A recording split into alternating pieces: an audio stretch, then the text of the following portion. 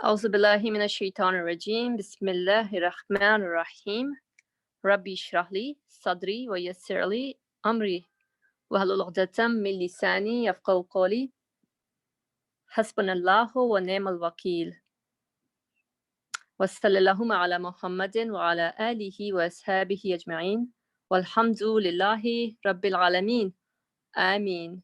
Mustafa, whenever you're ready, please begin. Thank you.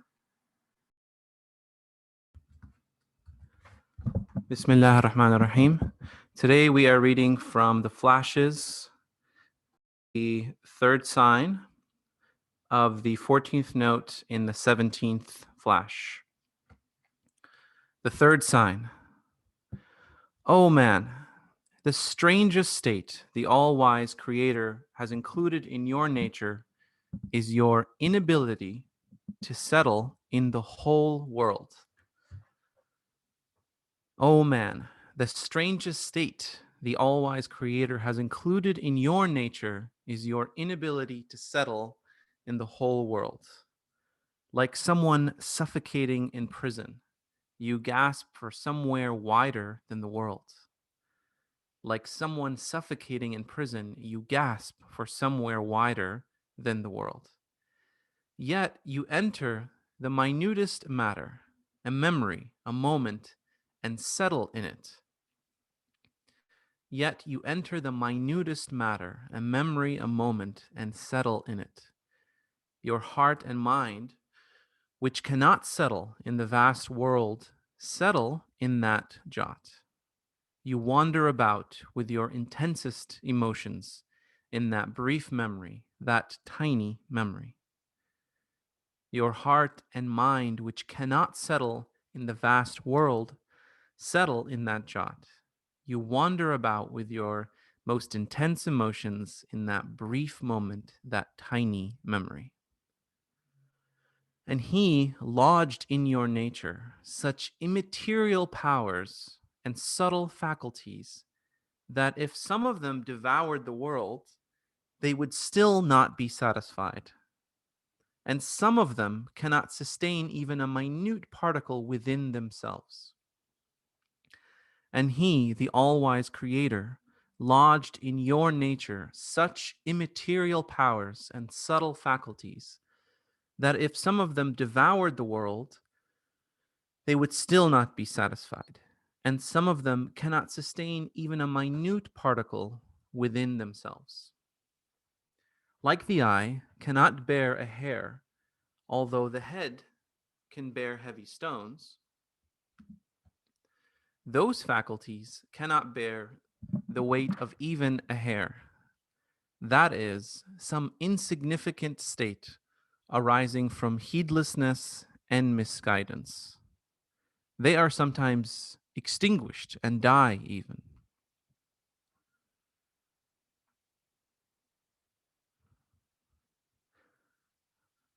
And some of them cannot sustain even a minute particle within themselves. Like the eye cannot bear a hair, although the head can bear heavy stones. Those faculties cannot bear the weight of even a hair. That is, some insignificant state arising from heedlessness and misguidance. They are sometimes extinguished and even die.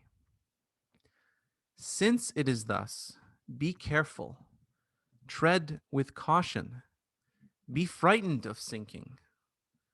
Do not drown in a mouthful, a word, a seed, a flash, a sign, a kiss.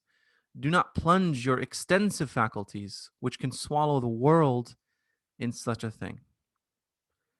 Since it is thus, be careful, tread with caution, be frightened of sinking. Do not drown in a mouthful, a word, a seed, a flash, a sign, or a kiss. Do not plunge your extensive faculties, which can swallow the world, in such a thing. For there are things which are very small that can, in one respect, swallow things which are very large. For there are things which are very small that can, in one respect, swallow things which are very large. The sky, together with its stars, can enter a small fragment of glass and be drowned. And most of the pages of your actions and leaves of your life enter your faculty of memory, tiny as a mustard seed. The sky, together with its stars, can enter a small fragment of glass and be drowned. And most of the pages of your actions and leaves of your life enter your faculty of memory, tiny as a mustard seed. So too, there are things that swallow things, thus large, and contain them. And that is the end of the third sign. We can go ahead and start discussions on this one before we move on. Um, and before I can summarize a little bit. But if anyone has any questions, feel free to just raise your hand so I know that you want to talk. So I'll keep a lookout for that. So this third sign, it seems to be about our faculties and the state of man as created. It starts out with a description of the strangest state included in our nature by our Creator is this inability to settle in the whole world, like someone suffocating in prison or gasping for air in a way.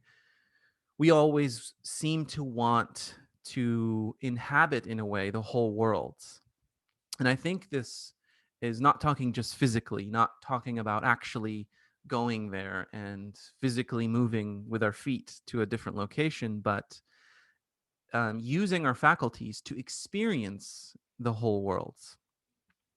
And it goes on to say, yet you enter the minutest matter, a memory, a moment, and settle in it. Your heart and mind, which cannot settle in the vast world, settle in that jot. You wander about with your most intense emotions in that brief memory, that tiny memory. So we're unable to take in the whole world all at once, even though we desire it. It seems like that to me seems to point out um, that an inability implies a want, a desire to that's complementary to it. So this to me says that we have this desire to experience and take in the whole world and experience all of it. Yet we are unable to because of lack of time, lack of just physical ability, lack of just our limits. We have so many limits. And we gasp for the air of that wider world. But in our memory, the most minute of, in a way, faculties, we can capture that experience of the world um, in it. That seems to be kind of a strange part of our nature that even though we may not be able to encompass the world in our present faculties, we can kind of consume a lot of it in our memory.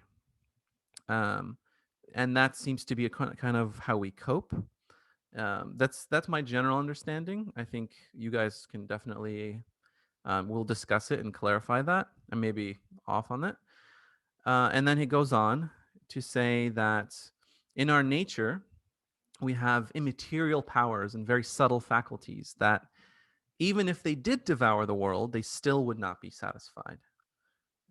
And those faculties, some of them, cannot sustain even a minute particle within themselves. So you can think of it as, our faculties aren't able to sustain the world. They aren't able to sustain a version of the world inside of themselves. Like our eyes can't um, actually contain an image of the world. They can't actually contain an image of a forest or a tree.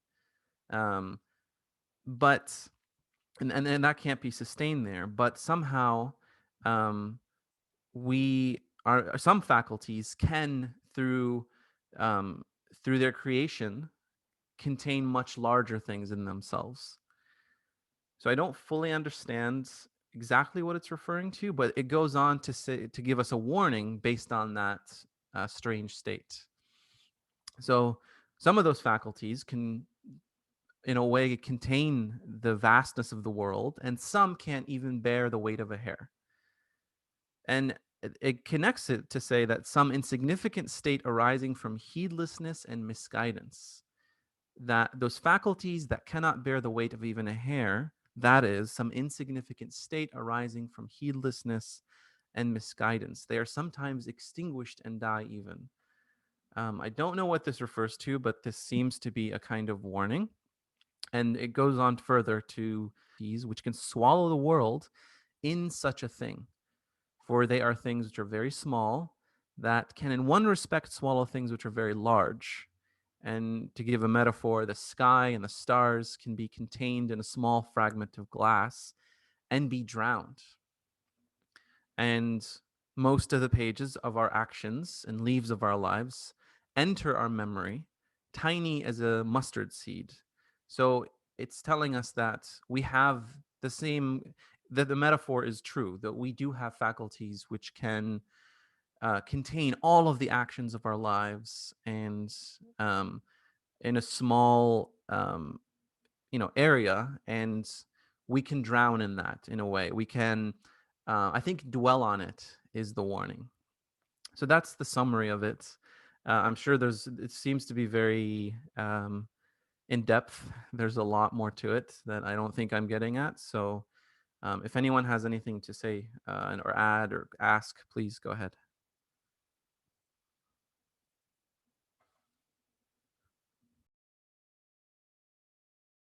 Sohail, go ahead. Um, kind of along with lines of what you said, at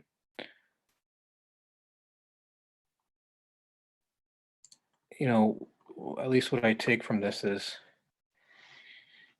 he's saying essentially, be careful about how you're using your human faculties. Um, because they're not, in a way, meant for this world.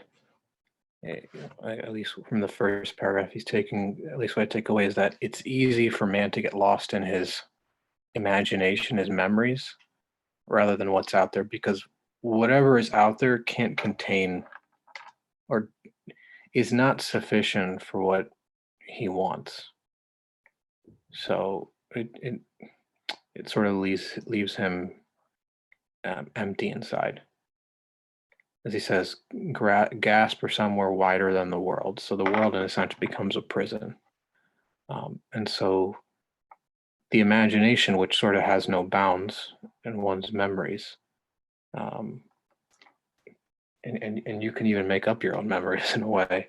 It doesn't have any limit, So man, in a sense, desires to go there, which is a sign that man is not meant for this world. And as this thing is sort of, this 14th note is about alluding to divine unity. He's, I guess, in this third sign showing that all your faculties sort of point to that same all-wise creator. So, and then the second paragraph, he's saying, think about it. Some of these faculties that you have, they would not be satisfied even if given the entire world. So,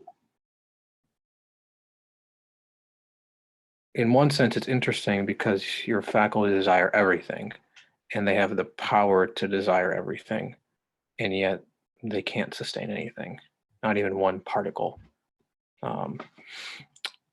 And they're weak because he says the eye cannot bear a hair. It's like getting an eyelash in your hair. It's so bothersome, something so minuscule, but yet it can sort of grasp the entirety of the cosmos.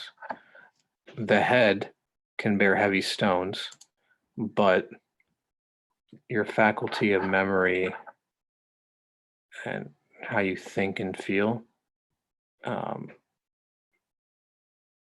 they can't bear some sort of maybe ill thought. So there's a lot of contrast here, showing that you have sort of a wide expanse for your faculties and senses, but they can't be satisfied in this world. Therefore, they look beyond this world, um, because they know that the world doesn't satisfy them, and nor can they sustain anything to give them satisfaction in this world. Um, so he's saying, be careful, because think about what your faculties are for. And in a sense, the fact that these faculties that you have as a human being, in a way, are essentially the same in this regard. Um, they mean that they're meant for something else or someone else, to be that they're pointing to someone else, all of them at the same time. Um, it says, be careful, tread with caution, be frightened of sinking. So do not sink in the material world. Do not sink into heedlessness and misguidance. They are sometimes extinguished and die even, because then you forget what you are made for, what your purpose as a human being is. Do not drown in a mouthful, a word, a seed, a flash, a sign, a kiss. To me, he's saying, do not get caught up um, in necessarily things that are happening in this world. Things that your day-to-day life, or things that may take you away from the truth necessarily, because they point to something else. And I could be wrong here, but in a sense, he's almost telling whoever, I mean, just the reader, be careful of things that are distractions to who you are as a human being. So whether it's other sort of worldly matters or worldly relationships, I guess. And the last thing I'll say is the sky together with its stars can enter a small fragment of glass and be drowned. And most of the page, so at least to me, again, he's emphasizing that something as expansive as the human being and his faculties, which are so vast and desire so much and look beyond the universe, they can be drowned, just like the vast ocean of the stars, in a small fragment of glass, or a small fragment in the material world, and get lost. And most of the pages of your actions and leaves of your life enter your faculty of memory, tiny as a mustard seed. So too, there are tiny pages that swallow things thus large and contain them. So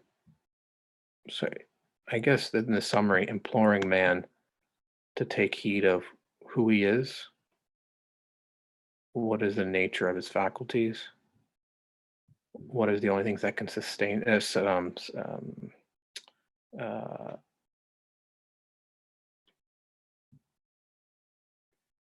only thing that can sort of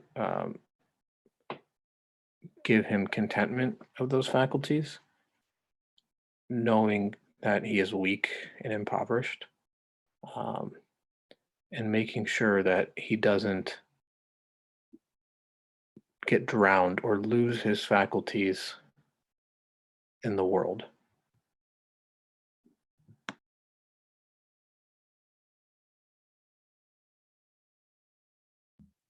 Thank you, Suhail.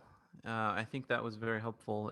Especially, I think you're pointing out that it seems to focus on dwelling and getting lost in the temptation of these faculties. And I think that is where the warning comes in. I'm still having trouble understanding exactly what it looks like to be drowned in faculties. But I'll leave that to you guys to maybe answer for me. Brother Ali, go ahead. Assalamu alaikum. As Suhail pointed out, we are reading the 14th note, which is about divine unity. The subsequent signs, how many signs are there, whatever, 4 signs, 4 subsections there, and are supposed to be understood as related to the main subject, which is divine unity. As a human being, I understand that I am here. Whatever the qualities or faculties, the names are not important. I have, and I am I am not alone, existing by myself. I am existing within a context of endless things around me. The universe, which we call, although we don't know the end, we cannot get to the end. Whatever it is, I am interacting with them. However, I existed within this context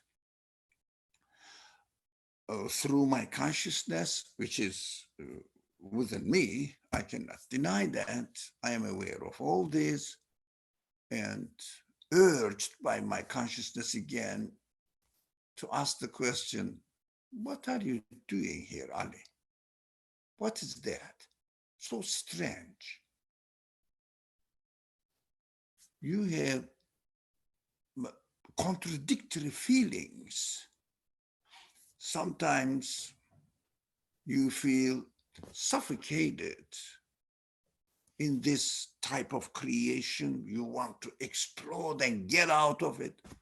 Sometimes I can, okay, Maryam is here. Unfortunately, we don't have Maryam and Rayan today. Maryam, can I ask a question? Yes. Okay, it's a very difficult question. So the question is, if your parents buy you a beautiful white cloth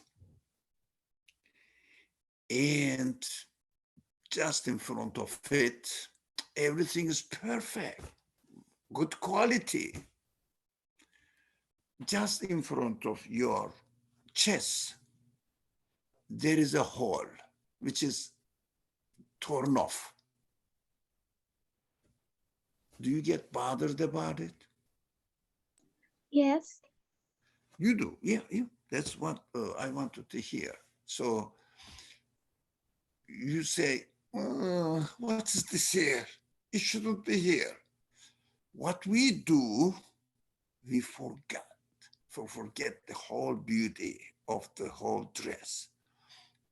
It is not to blame human beings. We want perfect things. So if your parents say, Maryam, come on, today you know that we bought a nice dress for you, and you didn't thank us. You say, okay, thank you, mom, dad, whatever. Thank you, but. We say, thank you, but. We are lost in that one torn off small piece in the house, in that one. What does it mean? Sometimes, as the text beautifully describes, that a small piece of glass can contain all the stars, whatever it exposed to, as much as they reflect in it. So they can, that is the capacity reflecting on it. That's like human qualities. Sometimes we feel that this universe, what does it mean? Why am I here? Suffocate. Sometimes we just lose ourselves in a very small, minute matter, which, for example, let's say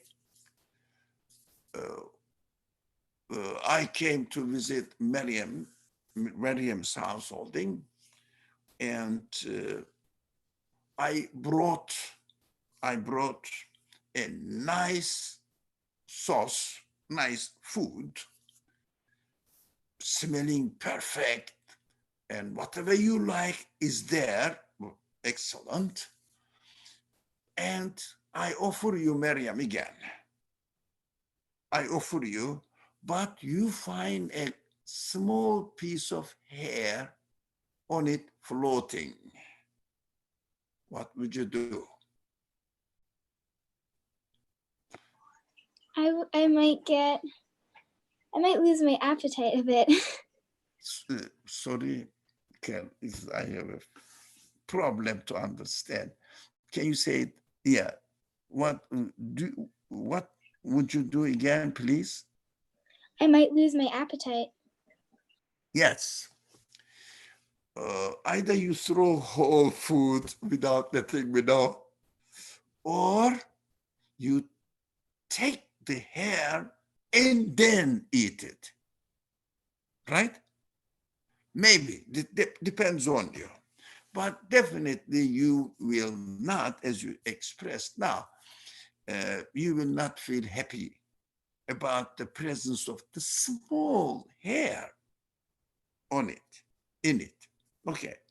What does it mean as far as divine unity is concerned? Now we have to understand that we are created in such a way that we are able to question the source of our existence. What is this that he gave me existence within this amazing and also wondrous, but somehow strange universe? What is this? We feel this. All these qualities that we have concerned with the whole universe, but at the same time, a small virus. Oh, everybody talks about that small virus that even we cannot see. Okay, I'm not saying they shouldn't, of course. It means human beings are given qualities with such qualities in such a way that I am expected to use these qualities in order to question the source of my existence and understand which kind of thing, whatever it is, which that gave me existence. These qualities are the best qualities that human beings have in order to understand, appreciate, evaluate the qualities of the creator of the universe. If you like, we are like a prism between the sun and the mirror. The sunlight reflects on the prism and then diffuses the light according to the capacity of the prism and shed this light, diffuses it to see the universe. We are in the center. We are given these qualities as we are created, whatever we have, and use them to analyze the universe. What is this, including my own existence? I see that in the universe, there's something very strange. Whatever the speciality, quality I observe in the universe, in the minute thing, For example, in an atom, or in the just nowadays, in a virus, everybody became aware that the smallest virus can beat all humanity down, beat up all of us. So what do we experience here in an atom? Let's say, forget about virus, it is a temporary concern of the people because of life-threatening conditions now. A small atom, whatever the qualities, we see that operating in its existence. Whatever the qualities, in order to be able to give existence to this atom, the source of existence must be, whatever it is, the cause of existence of the atom must be able to give existence to something which did not exist. Now, here it is.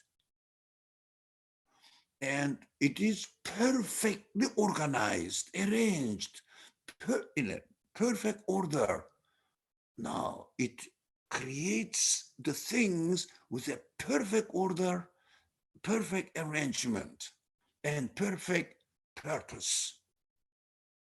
I am looking at an atom. Or if you cannot see it, because no one can see the atom now, it exists, but physically no one can really take a picture of it. But theoretically, they symbolize with a certain thing that everybody is familiar with it. So this is a symbol, not real picture of the atom. This is so simple, small. Anyways, we are not studying physics here.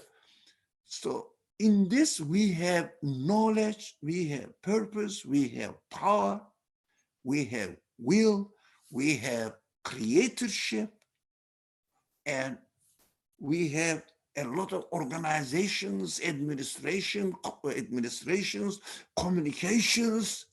The quality of the atom is, it is created in such a way that it is in connection with the rest of the universe. These qualities, human beings can look at the whole universe again,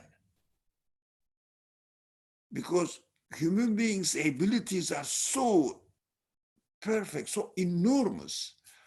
When we look at the whole universe again, what we realize, the same qualities are also manifesting at the universal level.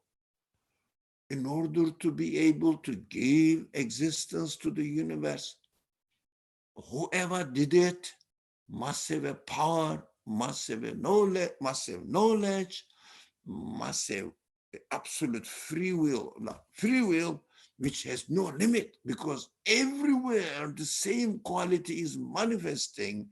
At the same time, we say, I cannot describe it within the conditions of this universe. That's why we keep saying it must be absolute. Yeah, it means absolute means what? Infinite. I mean, simple way of saying it. Infinite. Infinite means what? It is not finite. That's it. It is not finite. If it was, it wouldn't be able to be the sort of existence of such a universe that everything is intertwined with each other, interrelated with each other, and at the same time perfectly working and continuously being changed. But the manifested qualities are not changing. Their actions, their executions are changing, but the qualities are stable, constant in the universe. This is why human beings are given all this type of the things that we studied on the third sign. Sometimes we cannot really get into the universe and be satisfied with it. We want to explode and go out of the universe. Sometimes we cannot stand even one air in the whole pot of the food. This is not for nothing. This is to understand how the unity of the creator of this universe, perfect everywhere, at every level, at every time, he is present there. He is always there. I can see two dimensions of the divine unity at the same time. Two dimensions of the divine unity. For example, whoever it is, its power is present exactly in an atom, but this power, which is reflected in the existence of the atom, must be infinite. Otherwise, it cannot really execute the existence of the atom. It will be dependent. It will be finite. It cannot really create atom within the context of the whole universe, cooperating, working together at the same time, continuously changing. No, I cannot describe this because there is no such a thing in this universe that I can see. This one has the same quality. Nothing we can show in this universe. That's why we say it is not of the nature of the universe. Whatever it is, but it cannot be the nature of the universe. That is why we say absolute. Absolute means what? I know what it is. No. I know that I cannot describe it within the conditions of the universe. That's so simple. I cannot describe it within the conditions of the universe, but I am absolutely sure such a being must exist. Otherwise, the universe cannot be explainable at all for its existence to be attributed to anything within the universe.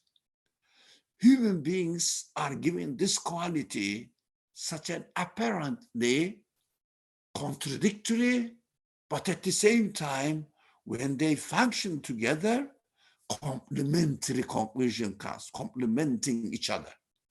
Complementary conclusion comes out and says, my creator, the creator of the universe, must be a unique one, which is present every time, at every place, with the same perfection as it is. I cannot describe it. I cannot say that in order to be able to create an atom, a small amount of power should be enough. Come on, do it. So show me something can give an existence to an atom. No, any part of this universe which is limited, finite, cannot create atom.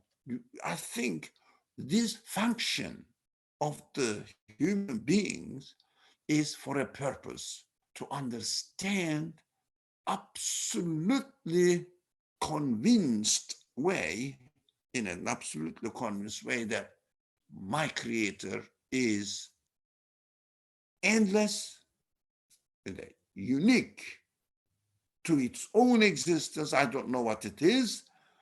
I am able to confirm it. Unity of God, it means nothing but only that one can be the creator of this universe. Can be the creator of this universe. Nothing but that, such a being, be the creator of the universe. Now, we have to continue. Yes, my creator is such a being. It is not our subject now. The second stage, we have to move to what am I expected to do? Now, since my source is this, no, what am I going to do now? Yeah, that is not our subject, but we have to know that this is the follow-up question for me. We can talk when the subject comes to this point, inshallah. Thank you, Brother Ali. I think that gives the good background and context to why we're talking about our faculties and what they can consume from the universe. I think it's good to go back and think about how we're consuming these experiences and relating them to our own creation. And then that seems to be the subject. The subject is I am experiencing all these events and these created things all around me, and I have a desire to understand them and understand my own creation relative to them. So this is, and we use our faculties to try to figure that out. And that's where the kind of complementary nature of those two pieces of understanding, that um, these things are seemingly infinite in their complexity. So, and they are created. They don't have the power to create themselves. Um, Yet all of them are in such an order that they complement each other, that they work well with each other, that their order is harmonized. So they all point to a universal creator that has will over all of them.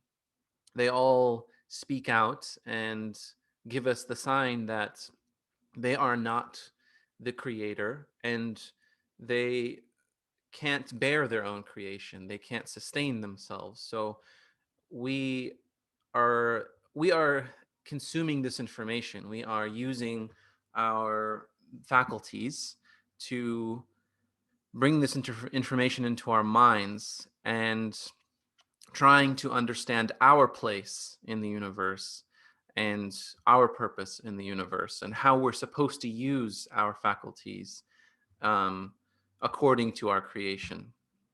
So um, to bring it back to the subject matter, then this is the subject is about is a warning, really, how our faculties, to go back to what Sohail said, um, we have the ability to, or the desire to see to want to see the whole universe, to understand and see every level of it, all the way from world to continent to society, all the way down to atoms, cells, and even deeper and deeper, both in kind of scale, but also in time as well.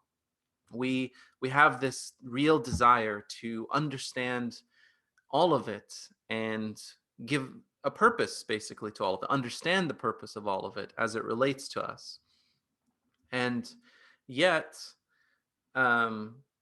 we can't bear even to understand one atom, really, to truly understand its nature, to completely grasp how it works and understand the like raw nature of it. That's not something that we're able to do. So this is where the subject matter is, at least the warning is, to not try to dwell on the nature of the thing, but instead, and this is my interpretation, attribute it to that universal and infinite creator that is responsible, from my understanding of the order of everything, for all of them, for every level of this atom or being's creation. And that seems to be the choice here, instead of trying to drown in understanding this thing I'm experiencing on every single level, because we can't be satisfied, right? If I'm trying to understand how a tree grows, I will want to understand how its leaves work, how its roots reach out and get water, how its seed grows bigger, and all of these processes. And I can keep trying to understand more deeply and over more time, and it's endless, and I can lose myself in it if I don't put it in the context of the whole universal creation, and give myself a safety net in a way of saying, this must be the responsibility and the creation of this universal being, and its purpose and its nature belongs and acknowledges that being, rather than me trying to comprehend it all in my head. The purpose is really to attribute it back to its creator, and that seems to be the choice that we're given here, given that context. What do you guys think? Do you think that's the right conclusion from this, or is there something more to it? Feel free to add.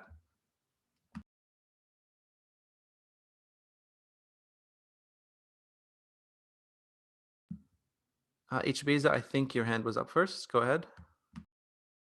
Assalamu alaikum. Not to directly address your question, but rather perhaps to add on to your comprehensive summary and backtrack a little bit for myself. I guess, like, again, taking a couple of steps back and trying to look at this text as a whole, again, in terms of divine unity. Some things that that attracted my attention, I guess, was I guess one thing the author here is really highlighting is this relationship that I share with the world, and this nature that I have within myself, that clearly the nature that he's referring to is not per se like a physical nature, because I am within the universe, physically speaking, but rather one that, as he says, your nature, and he lodged in your nature such immaterial powers and subtle faculties. So something that is within me, that doesn't necessarily have a material manifestation, or body, if you will.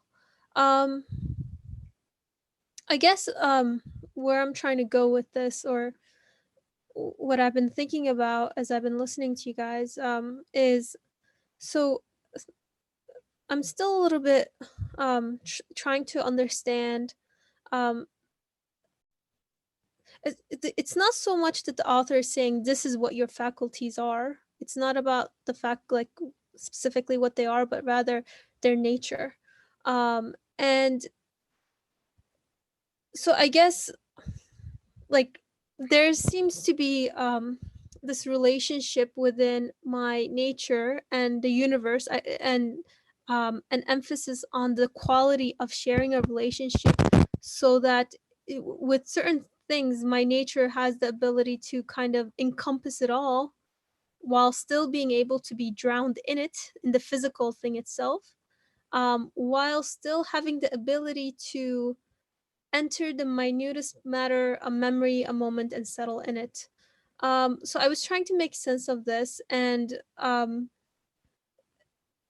given the fact that the author also says, like the eye cannot bear a hair, although the head can bear heavy stones, those faculties cannot bear the weight of even a hair, that is some insignificant state arising from heedlessness and misguidance. So this relationship within, between not just me and the universe and the quality of sharing a relationship, but also the state of heedlessness and misguidance being, I guess, like a counter, or like being something that goes against whatever the nature of my nature is, if that makes sense. So the opposite of, I guess, heedlessness and misguidance would be awareness of my reality, being aware of the sort of relationship that I share with everything, and I guess being lost within or drowning within the world, being within this quality of sharing a relationship with everything, or I guess to make it a lot more general, within like all of these qualities that I pick up within, within the relationships that I share with everything in the universe, including myself, the relationship that I have with myself, with my own existence. Um, Again, I guess coming down to um, attributing or I guess attributing or recognizing the source of these qualities as not being one that has the nature of the universe. Because I guess for myself, like, I don't know, as I was reading this text, I was thinking, yeah, like it really resonates. I feel like an alien sometimes. Like I don't feel like I fit in the universe. But at the same time, I guess like I still do find myself connected to everything. Um, but I guess it coming down to within these relationships that the quality of sharing a relationship that I have with everything that is beyond my choice, because I already, have a preference one way or another, is whether, I guess, using my free will, whether or not I can choose to drown in them, as in seeking the qualities for what they are within the things themselves, or I coming to the necessary conclusion with both my reasoning and my feelings that the source must be one that is manifesting all of these qualities here, that even as I experience the changing in the execution of the qualities, there's a constant, the quality itself is constant, the quality of sharing a relationship with everyone or everything is constant. So I guess being present or being aware of this, that's somehow resonating with a feeling within me. I'm not sure if that made a lot of sense, but that's my 2 cents. Thank you.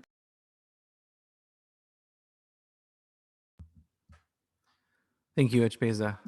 I think it did. I think for me, this is a difficult subject.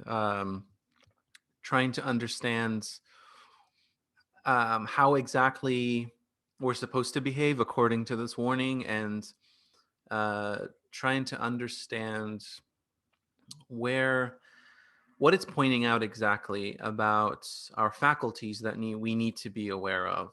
I mean, you made some good points about using those faculties in the right way, right? That seems to be about seeing the nature of things not as much as how it's not so much how it's exactly made, not its like true essence, but what it points to instead. Um, you can correct me if I'm wrong on that kind of summary, but I think that's a big part of this reading, is using those faculties in the proper way. And like as you put it, it's the feeling of kind of contrasting alienness, but also fitting in perfectly, that makes you want to seek out the either the essence of things or the purpose behind them, and one can lead to the other, right? Your seeking of the essence and purpose of things will hopefully probably lead you to the universal understanding that the universe has one creator that is guiding everything and creating everything in a singular will with a singular kind of order. So that's what you said about the alienness. To me, it seems to be that's the driving factor that makes us seek those answers out. Suhail, go ahead. Yeah, at least to me, the most important aspect of what he's saying is, in the last paragraph, says, "Do not plunge your extensive faculties, which can swallow the world, in such a thing." And that man's faculties, let's say something as like, let's he may want the, in sort of in this scenario we live in, perfection of health. Man desires perfection so intensely that he could potentially destroy, if it were such that if he had to destroy the whole world for the perfection of his own health, he would do it. That's how powerful an immaterial faculty is, in a sense. It's powerful in this sense because it sort of informs a man what he desires, and is sort of the foundation of what he does, because his desire for perfection of something, of whatever quality that is, leads him to do certain things. Let's say even the fact of not wanting to be sort of alone or lonely will lead an individual to do certain things because it's that powerful. And what Nursi is trying to say here is that one, as Ali Imran was saying, that points to the uniqueness of the creator of the universe, necessarily points to him being absolute, because the universe can't contain the immaterial power of any human faculty. Even though, interestingly, which is another sign, is that it also, though, can't hold up against material things. So, as he says, if whether it's a virus or an eyelash, so one small thing can disrupt everything. Showing that faculty, while it has such tremendous immaterial power,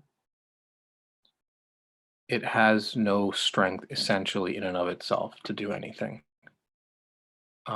Which, in a way, it having such immaterial power points, and all faculties at the same time, all sort of human faculties have that same essential trait, that they desire the perfection of things, of the perfection of what they desire.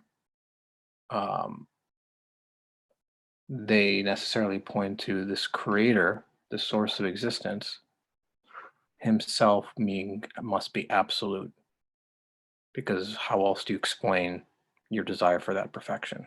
Definitely not within the universe, because the universe can't contain that desire for perfection.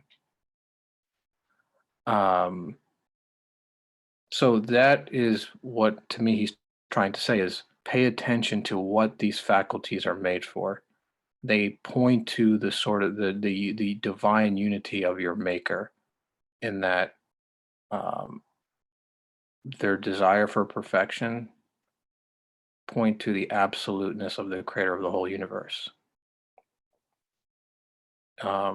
Because it is in this universe in which those immaterial faculties you have interact with this universe and realize that the universe can't satisfy those faculties.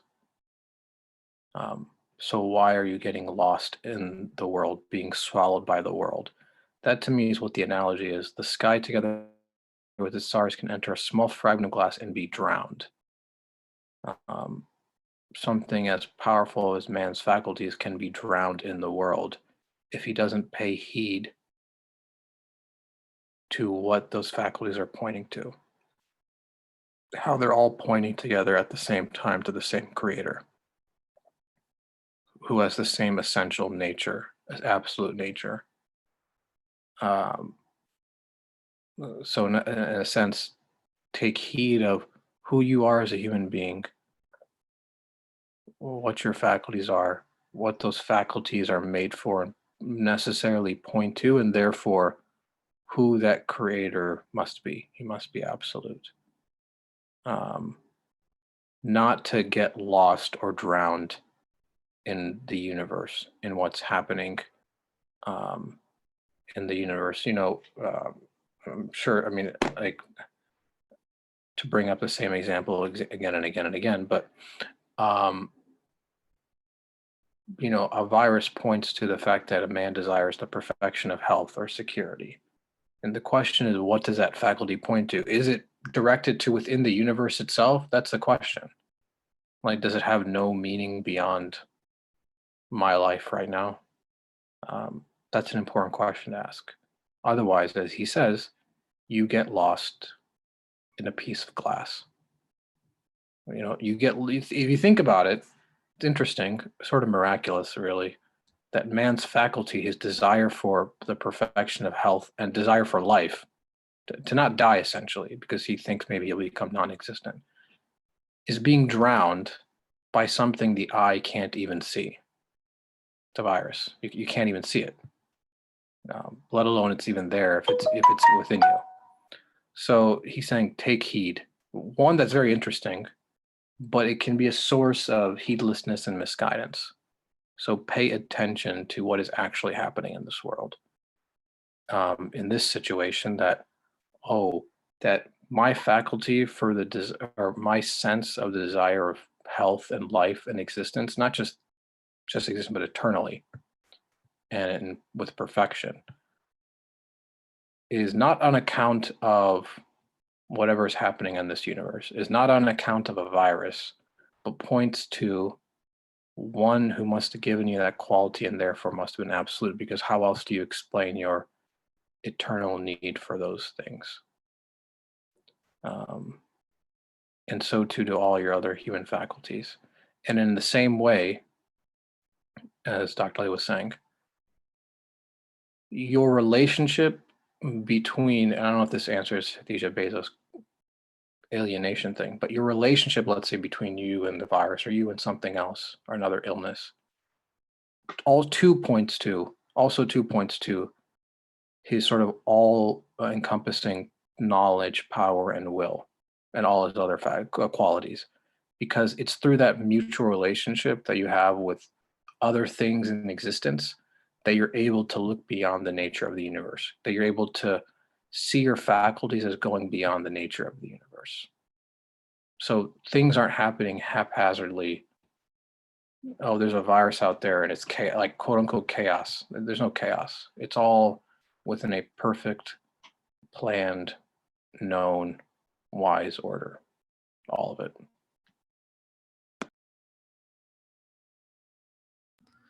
Thank you, Sahel. I think that further clarifies it for me.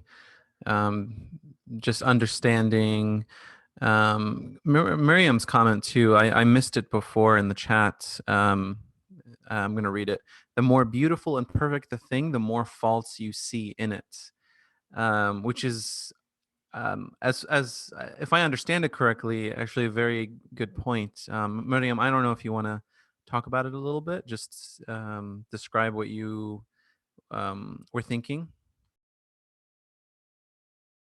I'd love to. So what I meant by that comment was, when something is more complete, like when it has something that you really enjoy to look at, and everything is, how do I express it in another word other than perfect? I'll just use the word perfect. If something is perfect, then you start to see something that you didn't see before in other things. So say you get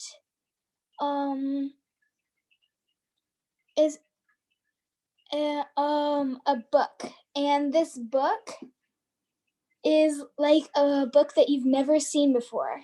You enjoy it at first, but the more you look at it, the more faults you see, because it's so perfect that you desire more. And that's the only way that I can explain my comment. No, that's actually really good. That's the way I read it as well, and it matches what Sohail's was saying too. The more you look at something and the more you enjoy its perfection, the more, like a good example is an orange. You enjoy the coolness of it, the sweetness of it, and you start to even think about it more and more of where this is coming from, and you realize that the tree that's making this orange is dying and won't last forever, and this orange that you're eating, it's also ending. Even your ability to enjoy its sweetness has a limit, right? Your physical faculty of taste can't handle the sweetness for very long, and it starts getting tart and unpleasant, and it's it's very dangerous to try to keep, in a way, swallowing oranges to seek that perfection, because it's not there in the orange itself, right? That's not the source of it. So for our faculty, to seek pleasure in the orange is infinite, right? We want it to never end, and that's what you were saying. We want it to be infinite, and um, that little characteristic of things, that the fact that they are not infinite, the fact that they end and they die here in this universe, if we try to attach our faculties, our senses, our immaterial senses to a finite thing, then we kill that faculty with the universe, right? We destroy it because we're attaching it to something that's not perfect, that we believe is ends, and it does end according to our our vision of it, our understanding of it. But if we connect it to its creator and find that there is infinite perfection there, right? There's universality there, right? An orange by itself that you leave on the table for weeks and weeks rots away, and that's an ugly sight by itself. But if you think about the universe itself and the creator of that orange and how perfect that rotting away is in itself as it relates to the creation of the whole universe and your creation, then it gains an infinite perfection, the one that you really want, the one that your immaterial faculties actually desire. Um, so that should be here the goal, rather than getting drowned in the universe itself, the material things themselves, and trying to find that immaterial satisfaction, which isn't there. It's beyond it. Um, it's in the thing that it's pointing at, right? And I think that's what all of us, I think, are trying to get at. Fariha says, seeking perfection through imperfections, and I think that's again, see, once you see those imperfections, you realize that they're actually pointing to something that's missing in them. They're pointing to the universal creator, the order that they are representing, um, and the will that they're representing as well. And that seems to be the other side of that coin, right? To see beyond the imperfections and look to what they're actually pointing at, the perfection of the universe rather than the imperfection of this limited scope. So, Fariha, I don't know if you wanted to add more to your comment as well. Raise your hand if you do, or anyone else, if you do want to add more or have more questions. Go ahead, Fariha. Thank you. So I wanted to go back to the text, how we started off in the first paragraph. it's very obvious the way the author is bringing up the topic in terms of what my human nature is and what this universe actually offers. And if I go a little further, it helps me realize also what this universe points to. So in my existence, I find myself in need for eternal satisfaction, eternal happiness, eternal perfection. And the way this universe is set up in its transient nature, my human side cannot be satisfied with what this universe offers. And so, but yet here I am in existence. So, with the analysis that I do with everything around me, just like how all the comments were mentioned, it extends our feelings, desires, and all the immaterial human faculties, just like the author mentioned, and all of you guys mentioned, that it makes us realize that our human faculties must point to something not of the nature of the universe. So that's, obvious, it's a given. And so with this theoretical side of things, and I wanted to a little bit make it more concrete as well. And, when we first read it, so the first paragraph, and Hamim is going to highlight here, when the author says that, you enter the minutest matter, a memory, a moment, and settle in it. That's, it happens to us, like even especially now, maybe a lot of reflections may be occurring. A lot of us may be FaceTiming or virtually connecting with our friends, loved ones. I mean, we got some time right now in our hands. And then obviously memory come in. You're like, oh yeah, remember that time, summertime, we were together, we did this, we went there, that was exciting. So you can't really help remember those moments. And I mean, like the memories given existence as well. So he's also walking us through that. So I was like, okay, yeah, that makes sense. So, and then he goes on saying that your heart and mind, which cannot settle in the vast world, settle in that jot. Yeah, my human desire extends or goes beyond the limits of this universe. So yeah, that makes sense. But then he says your heart and mind settle in that jot. That jot, I know jot is like a little, I was just wondering what this jot referred to here. So like the memory, the little moment that got captured. All right. So let's say I'm having a conversation with a friend, a close friend, a loved one, and then we recall some memories, and then sometimes we can get lost in it. But then, sometimes it's inevitable. But I was wondering, well, what am I to do with these experiences? Or in other words, somebody pointed out earlier that, yeah, I consume the universe with my faculties. And so, that the question comes up, how am I to utilize my faculties then? So I was wondering, with all these experiences, active, live, or sometimes with the memories that are given existence, what am I to make out of these, not these experiences, what kind of meaning am I to derive from it? So what is the author referring to by that jot? It seems that, yeah, my heart and mind, which cannot settle in the vast world, settle in that jot. Seems like that jot is like something like prominent here, that's where I need to direct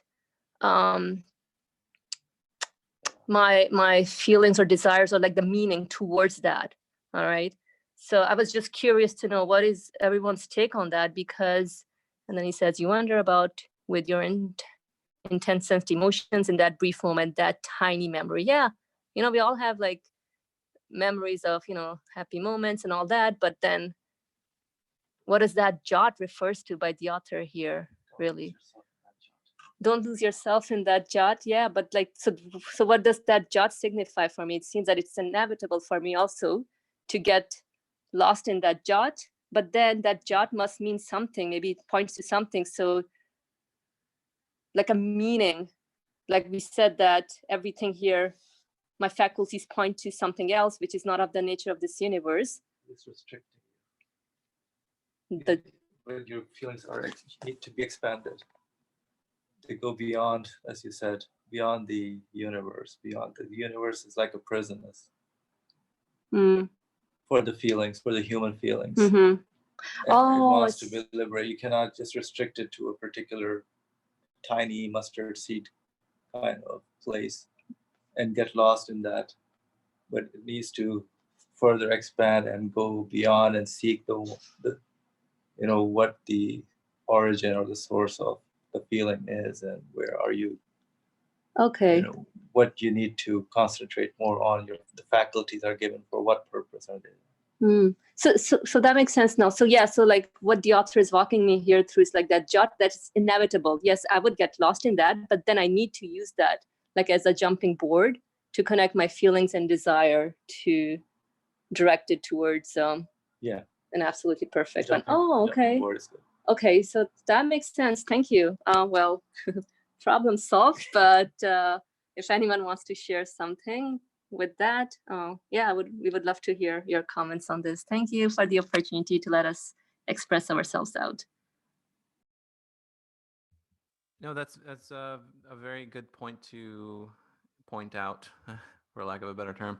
I was also kind of questioning what it meant by that jot, and I think your both question and answer clarifies it for me. Just to rephrase it in my own words, it refers to that memory, right? The moment that it's in the previous sentence, the minutest matter, a memory, a moment, and settle in it. So that's the one we get stuck in. And why do we get stuck in there? Why do we have a desire to dwell on that? Is because we want more of it, right? We want to we want it to last, to be infinite rather than tiny, small, and we keep analyzing it from a million different directions. But instead of getting that tunnel vision and focusing only on that moment, only on that minute experience or that vision or smell, taste, whatever it is, instead of focusing down, we should focus outwards.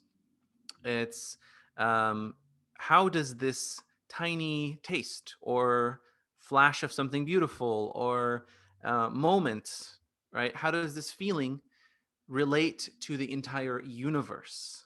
How does it point to something beyond it, right? These are two separate questions.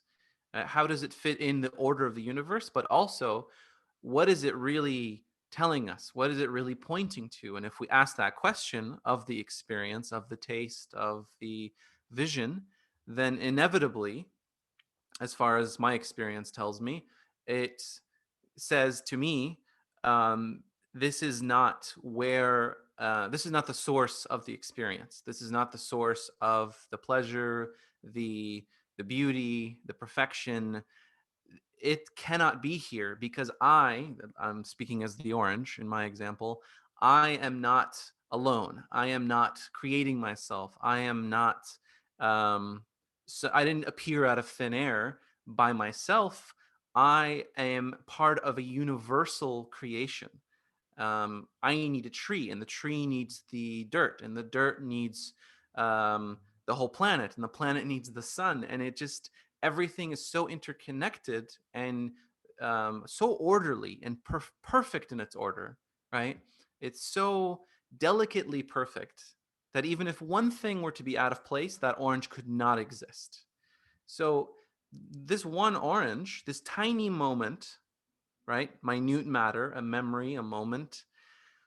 Instead of settling into it, we should use it, like you said, as a springboard to expand our awareness of the whole universe. That is intimately related to the orange, connected to it in every possible way it can be connected to it, which all of that together is a giant arrow pointing and saying, all of us, and this now I'm talking as all the oranges, all of us aren't our own creator. We are all part of a universal creation, which is which is the responsibility and the will of a universal creator, which is why we exist, how we exist, and everything around us. If we look at it and then make our awareness of it universal, point to in that way. So thank you for that, Fariha. I think that question was very important to kind of go back to the text and understand it with what we learned from each other's discussion. I want to leave some time open for anyone else who wants a last minute question or last minute comments before we close out.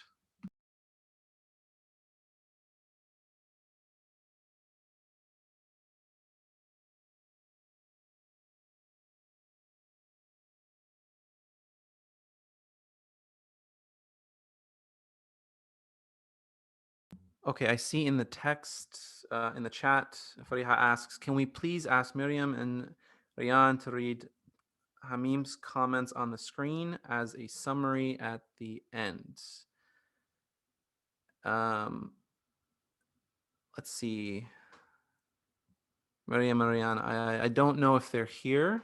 If they are, raise your hand, or if you're willing to read Hamim's comments on the screen, just as a summary. Okay. Go ahead.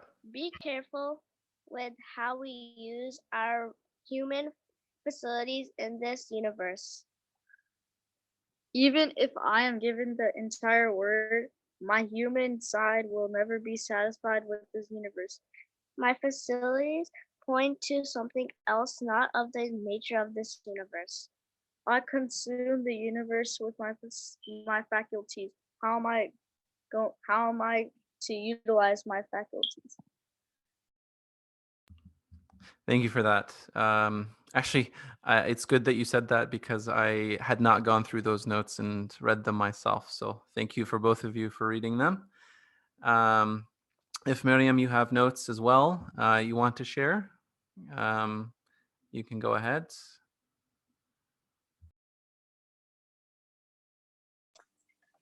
So for my notes for the third sign 14th note, my first note said, us humans are unable to take in the world at once, even though we desire it.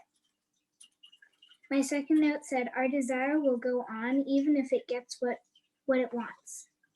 My third note said, faculties is referring to the parts of a human being, like emotions and desires. My fourth note said, all of your faculties point to your creator, which is why some of them cannot be given in this world. My fifth note said, do not sink into the material world. My sixth note said, we are able to question our source of existence. My seventh note said, the smallest thing can create the biggest reaction, or the biggest, I need to find another word for that. The biggest Impact. I'll move on from that. I need to find another word for that, but though. Impact, maybe. Excuse me? Maybe the word impact. Impact. Thank you. Okay. The smallest thing can create the biggest impact. My eighth note said, the more beautiful and perfect the thing, the more faults you see in it. My ninth note said, my creator must be unique and must be there at every time and at every place. He must be absolute. My 10th note said, be careful with how you use your wants here in this universe. My 11th note said, my wants or faculties point to something that the universe itself does not have. Therefore, most of our wants cannot be satisfied by this universe. My 12th note said, we consume the universe with our wants or faculties. You cannot completely grasp the nature of a thing. My 14th note said, you can have a relationship with nature. not you can. You have a relationship with nature. My 15th note said everything in this universe all has one thing in common. They are created by our creator. The universe cannot hold up material faculties. The universe cannot satisfy your faculties or wants. My 18th note said nothing is chaos. Everything is perfectly planned. My 19th note says seek perfection through imperfection. My 20th note said look beyond the imperfection and try to see who or what they are pointing to. My 21st note said we want to be infinite. This cannot be satisfied in this universe. This is a good example of our faculties pointing to our creator. And that was my last note.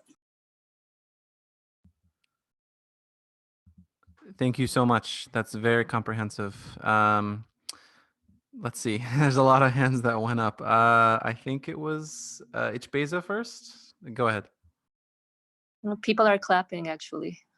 Oh, I see. I didn't realize.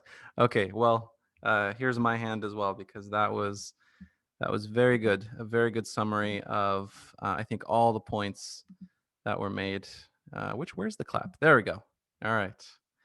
I've joined in the chorus, but I think that's that summarizes everything perfectly.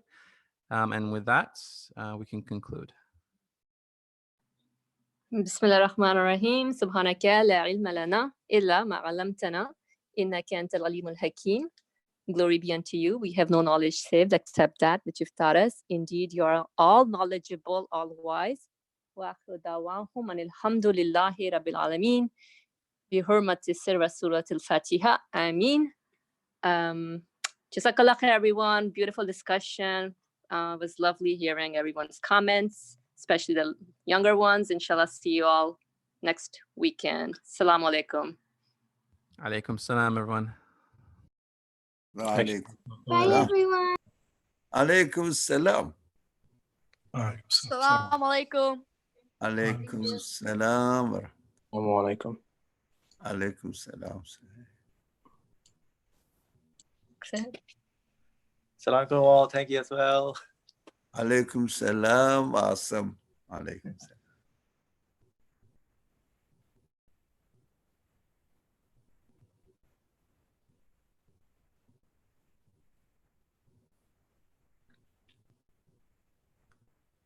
Hey.